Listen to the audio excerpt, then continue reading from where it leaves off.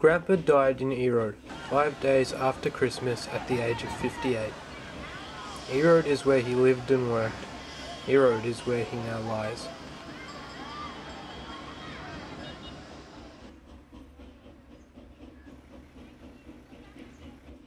Erode Locomotive Shed.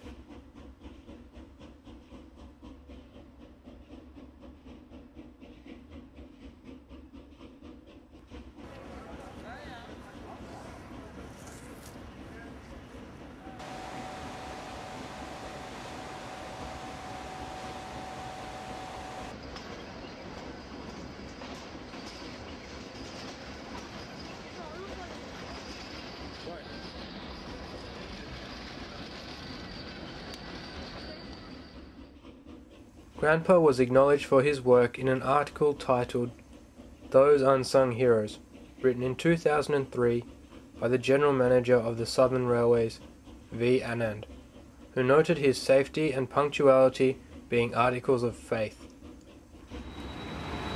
His concern for the well-being of the train and the passengers on board were paramount, and he would never take out a defective train. He would never do anything to jeopardize the safety of the traveling public. One night, when he was working the Mangalore Express, as he approached the bridge, a very long bridge over a large river, the side rod of his engine just snapped and broke into 2 pieces. Now this was a very precariously dangerous situation which could have caused the derailment not only of the engine but also of the whole train. But Grandpa, with his expertise, gradually slowed down the speed of the train, brought it carefully over and across the bridge, and thereby avoided a huge tragedy. At the age of 37, Rex married his young love Celine Rosario, who was only just 22. Our wedding day was the happiest day of my life, and I'm sure it was the same for Grandpa too. We got married in a cathedral called the Mother of God. It was a great ceremony, after which we had a reception at the Southern Railway Institute. We had a lot of guests, and after a sumptuous dinner, the dancing started. We had a lot of fun, and we danced all through the night, right into the early hours of the morning.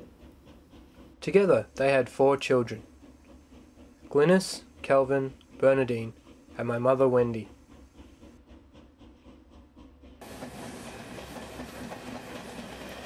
As my grandmother stayed at home with the children, Grandpa continued to work the trains and provide for his family.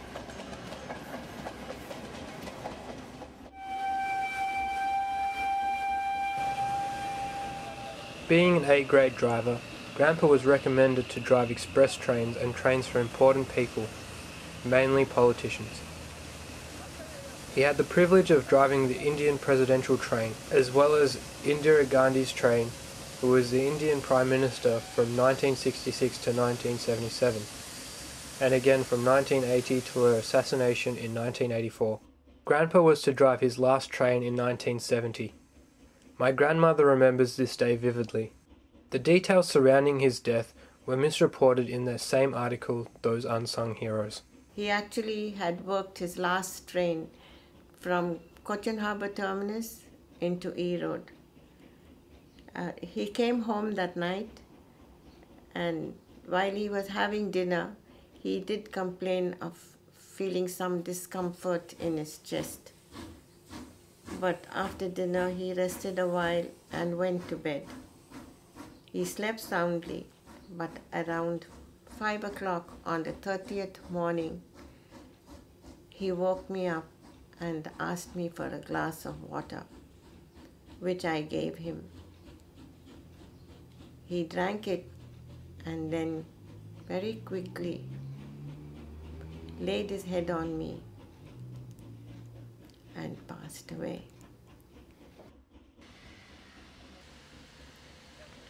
37 years on, and here I am, a grandson who is fascinated with trains from an early age, and proud of a man whom I never knew, whose stories and memories will remain with me forever.